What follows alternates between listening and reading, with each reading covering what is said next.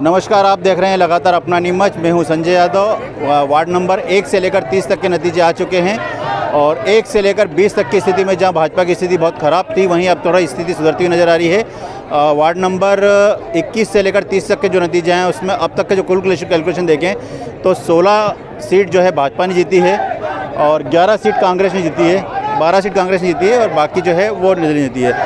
भारत जी, ये जो है अपन देखा जाए जो वार्ड जो मेन वार्ड थे, नीमच सिटी वार्ड जो है भाजपा के दिग्गज नेता महेंद्र भटनागर का वार्ड, दिलीप सिंह बरियार का वार्ड, और ये कह लीजिए कि भाजपा का ही वार्ड होते हैं, इस पर भाजपा को करारी हार मिली। लेकिन इधर साइड में जो देखा जाए वंदा खंडेलवाल जी का वार्ड जो है या अपने किरण शर्मा जी की वार्ड है, इसके अंदर भाजपा बढ़ती हुई दिखाई दे रही है। क्या कहेंगे आप? अभी तक के जो रुझान आए हैं उसको देखते हुए लगता है कहीं ना कहीं वार्ड नंबर 1 से लेकर 20 तक बीजेपी कमज़ोर पड़ी और ख़ासकर विधायक साहब का जो वार्ड नंबर 4 था वहाँ पर बीजेपी को करारी हार मिली है। इसके अलावा वार्ड नंबर 14 में भी बीजेपी की स्थिति ठीक रही, जहाँ पर कहा जा रहा था कि बीजेपी हार जाएगी चुनाव। अब आगे के जो वार्ड हैं उनमें कहीं ना कहीं बीजेपी ने बढ़त बनाई है, तो यह बीजेपी के लिए शुभ संकेत है। नहीं तो इस शुरुआती परिणामों में तो देखा जा रहा था कि बीजेपी कहीं ना कहीं बहुमत से दूर थी, लेकिन अब लग रहा है कि बीजेपी बहुमत के करीब है और संभावना है कि बीजेपी परिषद बना लेगी। इसी विषय पे हमारे साथ बात करने के लिए वरिष्ठ पत्रकार राहुल जैन मौजूद हैं। राहुल जी का जो है राजनीति के अंदर काफ़ी अच्छा आकलन रहा है। ख़ासतौर पे हम लोग 21 से 30 तक का आकलन आपसे चाहेंगे कि 21-30 के अंदर जो है केवल 1 सीट मिली है कांग्रेस को, 9 सीट मिली है भाजपा को, और साथ ही हम चाहेंगे कि 1 से लेकर 20 तक भाजपा की जो बुरी स्थिति हुई है, क्या सोचते हैं? मतलब ये क्या पार्टी का गलत निर्णय था या क्या स्थिर से? जनरली ये देखने में आया इस पूरे चुनाव के दौरान कि जब टिकट वितरण का समय था उस समय में जो आकलन एक आम आदमी लगा रहा था उसको ये ज़रूर था कि यार कहीं ना कहीं टिकट वितरण के अंदर भाजपा ने कमजोरी रखी है और किसी भी व्यक्ति को चुनाव में खड़ा कर दिया है।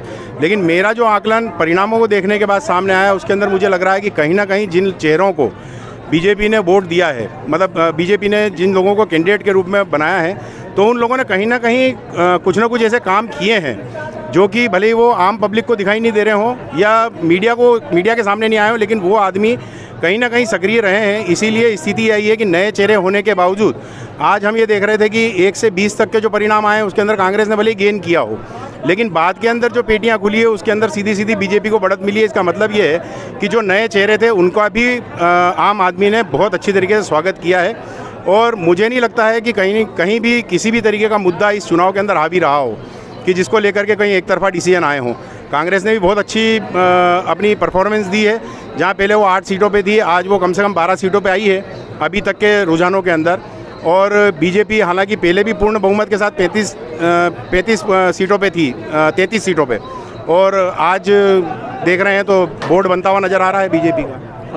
1 से लेकर 20 तक में भाजपा की बुरी स्थिति रही और कांग्रेस थोड़ी सी अच्छी स्थिति पे आई, और कहीं ना कहीं वो जो गृह क्षेत्र है वो महेंद्र जी भटनागर का और दिलीप परियार का है। 21 से 30 की बात करें तो यहाँ पर सिर्फ 1 सीट मिली है कांग्रेस को, बाकी सब भाजपा को। इसके लिए आप मतलब किसका मानते हैं कि भाजपा के कौन वो चेहरे हैं जो इस वार्ड क्षेत्र में रहते हैं और जिनकी मेहनत का नतीजा आया है? कहीं ना कहीं जब टिकट वितरण का समय आता है और जो लोग टिकट वितरित करते हैं वो लोग ये चाहते हैं कि यार कहीं ना कहीं हमारे लोग इस समर के अंदर कूदें ताकि हमारी मजबूती बने। तो कहीं ना कहीं मुझे लगता है कि टिकट वितरण के दौरान इन लोगों ने अपनी इसी धर्मिता को निभाया होगा और यही कारण रहा होगा कि ऐसे चेहरे दे दिए जिनके ऊपर विश्वास नहीं था। लेकिन कुछ वार्ड ऐसे भी हैं इनके अंदर जहाँ पे नए कैंडिडेट थे और वो चुनाव जीत करके आए हैं। तो हम ये तो नहीं कह सकते हैं कि ओवरऑल आकलन के अंदर कहीं ना कहीं भले वो दिलीप सिंह जी का वार्ड रहा हो या भटनागर जी का वार्ड रहा हो, ओवरऑल परफॉर्मेंस अगर हम देखेंगे तो अगर कांग्रेस को अगर बढ़त मिली है तो वहाँ पे जो टिकट जिन प्रत्याशियों को दिया गया था ये उनकी जीत मैं मानता हूँ।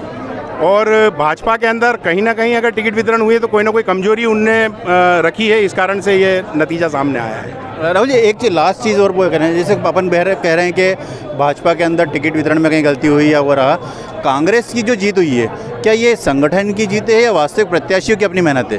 देखो, कांग्रेस के अंदर संगठन नहीं है, ये बात तो हम सभी जानते हैं कि कांग्रेस के अंदर संगठन नाम की कोई चीज़ नहीं है, और अगर संगठन है भी तो वो बहुत भागों भागों में विभक्त हुआ है। तो हम ये मानते हैं कि जो जीत हुई है वो प्रत्याशियों की मेहनत की जीत है। जो प्रत्याशियों ने मेहनत करी है, जो उनने अपना 100% दिया, ये कारण है कि वो परिणाम उनके पक्ष में आए हैं। चलिए बने रहिए। 31 से लेकर 40 तक के नतीजे अभी आना बाकी है, उसके ऊपर भी आकलन हम वरिष्ठ पत्रकार सब गणों के साथ में करेंगे। अभी तक के जितने भी आकलन हुए हैं सब वरिष्ठ पत्रकार गणों के साथ में हुआ है। 31 से 40 के बीच का भी आकलन हम लोग बीच में लेके आएंगे। बने रहिए अपना नीमच के साथ।